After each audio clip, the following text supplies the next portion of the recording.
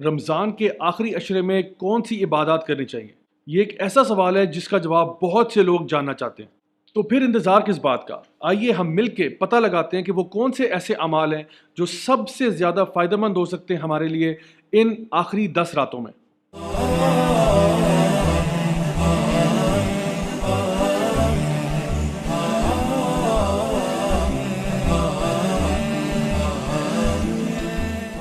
السلام علیکم ورحمۃ اللہ وبرکاتہ مائی ڈیئر برادرز سسٹرز، میرا نام راجہ ضیاء الحق ہے اور آج میں آپ کے ساتھ شیئر کروں گا وہ سب سے بہترین اعمال جو کہ ہم رمضان کے آخری عشرے میں کر سکتے ہیں۔ سب سے پہلی بات تو یہ کہ اس آخری عشرے میں ایک ایسی رات آتی ہے جو 1000 مہینے سے بہتر ہے۔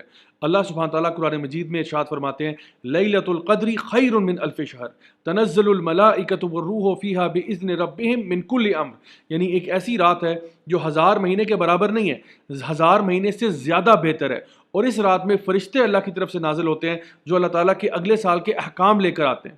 اور نبی کریم صلی اللہ علیہ وسلم نے ہماری اس معاملے میں رہنمائی فرمائی کہ یہ جو لیلۃ القدر کی رات ہے یہ رمضان کے آخری عشرے میں طاق راتوں میں ڈھونڈی جا سکتی ہے۔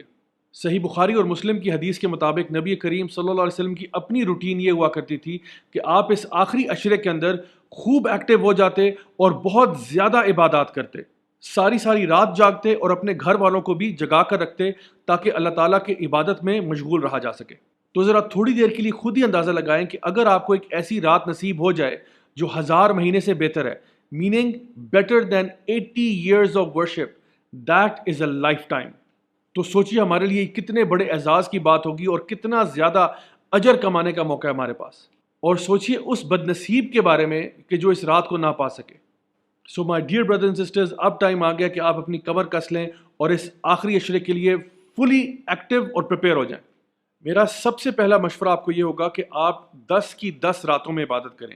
اس کی سب سے بڑی وجہ یہ ہے کہ چونکہ نبی کریم صلی اللہ علیہ وسلم نے ارشاد فرمایا تھا کہ یہ جو لیلۃ القدر کی رات ہے یہ آپ کو آخری عشرے کی طاق راتوں میں ملے گی، یعنی کہ 21ویں کی رات ہو سکتی ہے، 23ویں کی رات ہو سکتی ہے، 25ویں کی، 27ویں کی یا 29ویں کی رات ہو سکتی ہے۔ لیکن چونکہ ہمارے یہاں پہ ہمیشہ ایک ڈیبیٹ رہتا ہے کہ جی ہم نے روزہ کہیں پہلے تو ایک دن شروع نہیں کیا یا ایک دن بعد تو نہیں کیا، یا اسلام آباد میں اس تاریخ کو ہوا تھا، KPK میں اس تاریخ کو ہوا تھا، سعودیہ میں اس تاریخ کو، تو اس ساری کنفیوژن کو دور کرنے کے لیے کہ آپ کنفیوزڈ رہیں کہ اصل میں ہماری طاق رات آئی کب تھی، بہتر یہ ہے اور سیفر یہ ہے کہ آپ 10 کی 10 راتوں میں خوب عبادت کریں۔ اگر آپ یہ کریں گے تو انشاءاللہ الرحمن دیر از نو ڈاؤٹ کہ آپ کو لیلۃ القدر کی رات مل جائے گی۔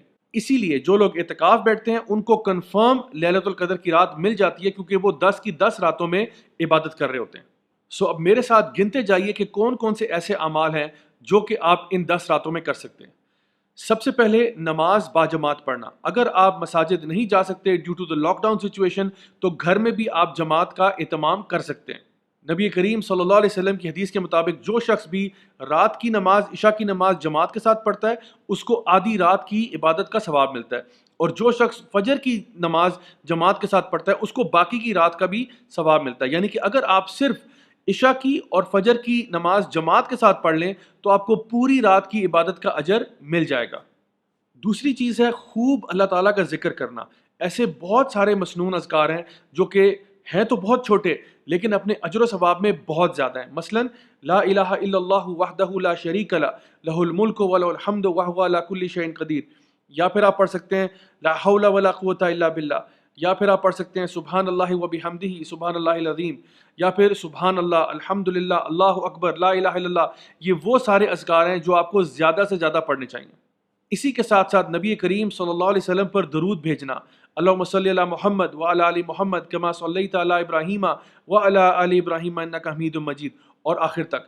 تو یہ بھی کوشش کریں کہ زیادہ سے زیادہ نبی کریم صلی اللہ علیہ وسلم پر درود بھیجیں ان 10 دنوں میں۔ اس کے علاوہ تیسرے نمبر پر ایک چیز ہے وہ ہے دعا۔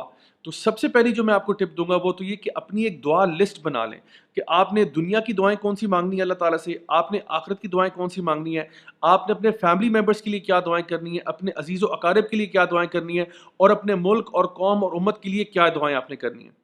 اس کے ساتھ ساتھ نبی کریم صلی اللہ علیہ وسلم نے سیدہ عائشہ کو ایک بڑی خوبصورت دعا سکھائی کہ اگر تم لیلۃ القدر کی رات کو پالو تو اس میں یہ دعا ضرور پڑھنا، اللہم انک عفو تحب العفو فاعف عنی، کہ اے اللہ تو معاف کرنے والا ہے، تجھے معاف کرنا پسند ہے تو مجھے معاف کر دے۔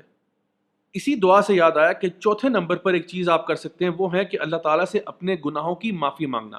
یعنی کہ ہم لوگ ہیں ہی بہت خطا کار ہیں. نبی کریم صلی اللہ علیہ وسلم کی ایک حدیث بھی ہے جہاں پہ آپ نے فرمایا کہ ہر ابن آدم جو ہے وہ خطا کار ہے، لیکن ان میں سے بہترین وہ ہوتے ہیں جو توبہ کر لیتے ہیں. تو آئیے ہم اس عشرے کا بھرپور فائدہ اٹھاتے ہوئے اللہ تعالیٰ کے آگے گڑ گڑا کے دعا کریں کہ اللہ تعالیٰ ہمارے گناہوں کو معاف کر دے، کیونکہ واقعتاً اگر آپ چاہتے ہیں کہ آپ اس مہینے سے فائدہ اٹھائیں تو اپنے گناہوں کو بخشوا لیں. نبی کریم صلی اللہ علیہ وسلم نے یہ بات ارشاد فرمائی تھی کہ اس کا ناک خاک آلود ہو جائے جس کے اوپر رمضان کا مہینہ آیا اور وہ اپنے گناہوں کو نہیں بخشوا سکا. پانچویں چیز یہ ہے کہ آپ صدقہ خیرات کریں. روزانہ آپ اپنا کچھ رقم سائڈ پہ کر دیں، چاہے وہ جتنی چھوٹی ہو یا جتنی بڑی ہو، اس سے فرق نہیں پڑتا. دا مین تھنگ از کہ آپ کچھ نہ کچھ اللہ کی راہ میں ضرور صدقہ خیرات کریں. نبی کریم صلی اللہ علیہ وسلم رمضان کے مہینے میں ایک تیز ہوا کے جھونکے کی طرح خرچ کیا کرتے تھے. تو ہمیں بھی چاہیے کہ ہم لوگ روزانہ ہر رات کو کچھ پیسے اپنے نکال کر سائڈ پہ کر دیں کہ انشاءاللہ اس سے کسی غریب کی مدد کی جا سکتی ہے، کسی کو کھانا کھلایا جا سکتا ہے، یا کوئی بھی اور فلاحی کام اگر آپ کرنا چاہتے ہیں تو اس رقم کے ساتھ ضرور کیجیے گا. چھٹے نمبر پر ہے قرآن مجید کی تلاوت.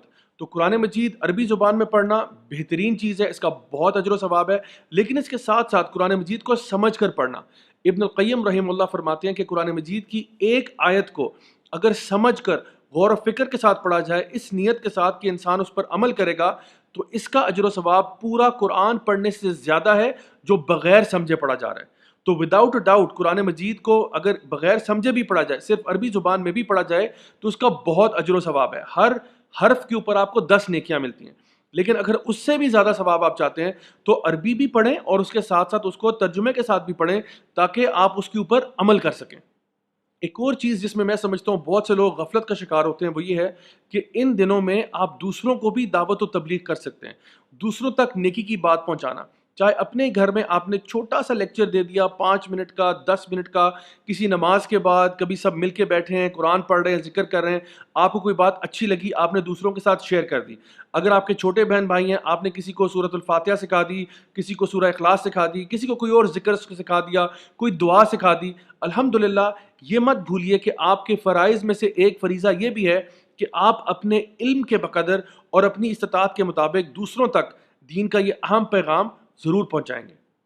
اس کے ساتھ ساتھ اگر آپ کچھ کتابیں پڑھنا چاہتے ہیں، چاہے وہ تفسیر کی کتابیں ہوں، حدیث کی کتابیں ہوں، یا کوئی اور دینی کتابیں ہوں جو کہ آپ کے معلومات میں اضافہ کر سکیں اور آپ کو ایک زیادہ بہتر اور پریکٹسنگ مسلم بنا سکیں، تو یہ بھی ان دنوں میں ضرور کیا جا سکتا ہے.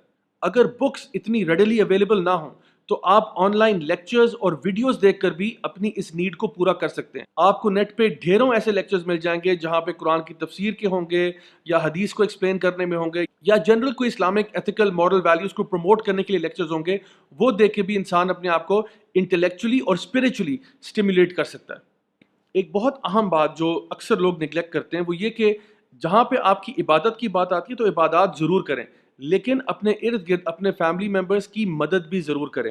نبی کریم صلی اللہ علیہ وسلم کی ایک حدیث ہے جہاں پہ آپ نے فرمایا کہ مجھے یہ بات زیادہ عزیز ہے کہ میں اپنے کسی بھائی کی مدد کروں جب وہ ضرورت کے وقت ہو، بجائے اس بات کے کہ میں پورا ایک مہینہ اس مسجد میں یعنی مسجد نبوی میں اعتکاف بیٹھوں. اللہ اکبر. یعنی کہ نبی کریم صلی اللہ علیہ وسلم یہ بات ارشاد فرما رہے ہیں کہ ان کو یہ زیادہ محبوب ہے، یہ چیز ان کو زیادہ پسند ہے کہ وہ کسی ضرورت مند کی ضرورت کو پورا کریں بجائے کہ وہ ایک مہینہ اعتکاف بیٹھیں اپنی مسجد میں. تو کہیں ایسا نہ ہو کہ آپ اپنی عبادت کے چکروں میں اپنے گھر والوں کو، اپنے فیملی ممبرس کو اگنور کر دیں کہ وہ ضرورت مند ہیں اور آپ ان کی مدد کرنے کی استطاعت رکھتے ہوئے بھی ان کی مدد نہیں کر رہے. فائنلی گائز، میں آپ کو ریکمینڈ کروں گا کہ آپ اس عشرے کا بھرپور فائدہ اٹھاتے ہوئے اللہ تعالیٰ کے آگے گڑ گڑا کے کچھ وعدے بھی کریں کہ اے اللہ، میں اس رمضان کے مہینے میں اپنے آپ کو امپروو کرنا چاہتا ہوں، مجھے توفیق عطا فرما کہ میں جس طرح سے میں نے رمضان کے مہینے میں تیری عبادت کی، گناہوں کو چھوڑا، بالکل اسی طرح سے میں چاہتا ہوں کہ رمضان کے باہر بھی میں اپنا رویہ، اپنا کردار، اپنا اخلاق بالکل ایسا ہی رکھوں اور اس میں انشاءاللہ امپروومنٹ آئے، نہ کہ میں جتنا پہلے اچھا تھا اس سے کم ہو جاؤں. امام ابن رجب نے کیا خوب کہا تھا کہ عید اس کی نہیں ہے جس نے نیا جوڑا سلوایا، بلکہ عید اس کی ہے جس نے رمضان کے مہینے میں اپنے گناہوں کو بخشوا لیا. اللہ ہم سب کی غلطیاں، کوتاہیاں، گناہوں کو معاف فرمائے. اللہ تعالی ہم سب کو اپنے نیک بندوں میں شامل کرے اور ہم سب کو انشاءاللہ جنت الفردوس میں ملنا نصیب فرمائے. دس از می راجہ ضیاء الحق سائننگ آف. والسلام علیکم ورحمۃ اللہ وبرکاتہ.